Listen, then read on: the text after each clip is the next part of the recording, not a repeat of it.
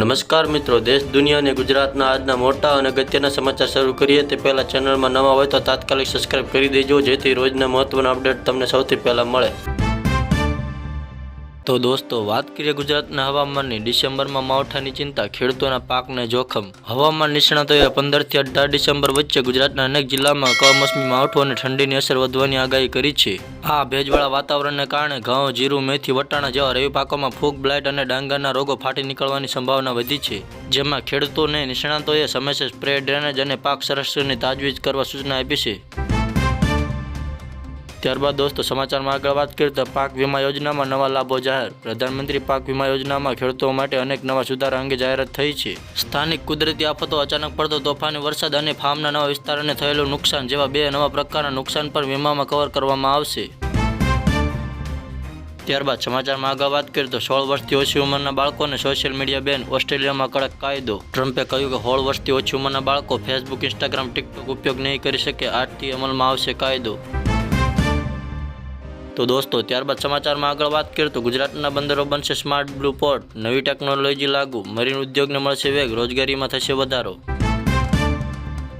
ત્યારબાદ ફટાફટ સમાચારમાં આગળ વાત કરીએ તો દ્વારકા જિલ્લામાં વાયરલ ઇન્ફેક્શન વધી રહ્યું છે. દિવસે 1000થી વધુ લોકો ઓપીડીમાં. હેલ્થ ડિપાર્ટમેન્ટ એલર્ટ પર.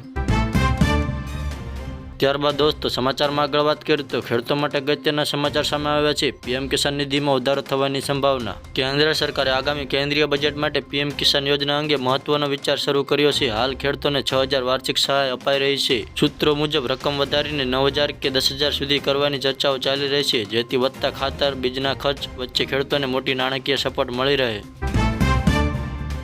ત્યારબાદ દોસ્તો, સમાચારમાં આગળ વાત કરીએ તો ગાંધીનગરના ધક્કા બંધ. જમીન માપણી માટે સરકારે લીધો ઐતિહાસિક નિર્ણય. ખેડૂતોને થશે ફાયદો. ગુજરાત સરકારના મહેસૂલ વિભાગે જમીન માપણીની પ્રક્રિયાને વેગવંતી અને પારદર્શક બનાવવા માટે એક ક્રાંતિકારી પગલું ભર્યું છે. 4 ડિસેમ્બર 2025થી અમલમાં આવેલા નવા નિયમ મુજબ હવે ખાનગી સર્વેયરો લાયસન્સ આપવાની અને તેમના પર નિયંત્રણ રાખવાની સત્તા સેટલમેન્ટ કમિશનર પાસેથી લઈને સીધી કલેક્ટરને સોંપવામાં આવી છે. સરકારના આ નિર્ણયથી સામાન્ય નાગરિકને જમીન માપણી માટે મહિનાઓ સુધી રાહ નહીં જોવી પડે અને જિલ્લા કક્ષાએ જ પ્રશ્નનો ઝડપી નિકાલ આવશે. ત્યારબાદ ફટાફટ સમાચારમાં આગળ વાત કરીએ તો ઇન્ડિગો ફરી મુશ્કેલીમાં. સરકારનો ફ્લાઇટ ઘટાડવાનો આદેશ. ટેકનિકલ ખામીઓ અને સતત ફરિયાદોને કારણે 10% ફ્લાઇટ ઘટાડવાનો આદેશ આપવામાં આવ્યો છે. એરલાઇનના સીઈઓએ સ્થિતિ સમજાવતા હાથ જોડ્યા.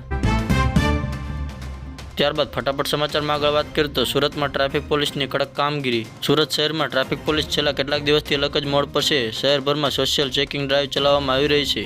Helmet, seat belt, PUC, insurance કે કોઈ નિયમ તોડશે તો તેને તરત જ ચલાણ કાપવામાં આવશે. વાહન ચાલકોમાં કેવળ ચર્ચા જ નહીં પરંતુ ડરનું વાતાવરણ છવાયું છે. પકડી જશો તો કડક એક્શન પણ થશે.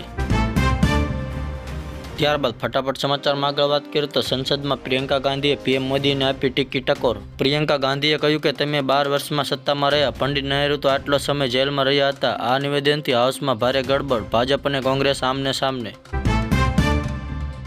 ત્યારબાદ ફટાફટ સમાચારમાં આગળ વાત કરીએ તો સાગોદરા બીચ પર ભયાનક અકસ્માત. અમદાવાદના સાગોદરા ઓવરબ્રિજ પર દોડતી બસનું ટાયર બહાર અચાનક આવી ગયું અને સીધું જ બાઇક સવારના માથા પર પડ્યું. કમકમાટી મચાવતી આ ઘટના સ્થળ પર જ મૃત્યુ થયું.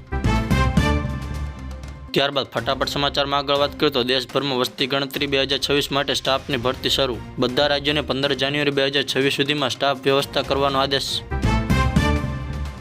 તો દોસ્તો, ત્યારબાદ ફટાફટ સમાચારમાં આગળ વાત કરીએ તો લસણ ડુંગળીના ઝઘડા વચ્ચે અમદાવાદમાં પતિ પત્નીના છૂટાછેડા સુધીનો મામલો. ખેતીવાડીના ઉત્પાદનોના ભાવને કારણે પરિવારોમાં તણાવ. અંતે છૂટાછેડાની અરજી.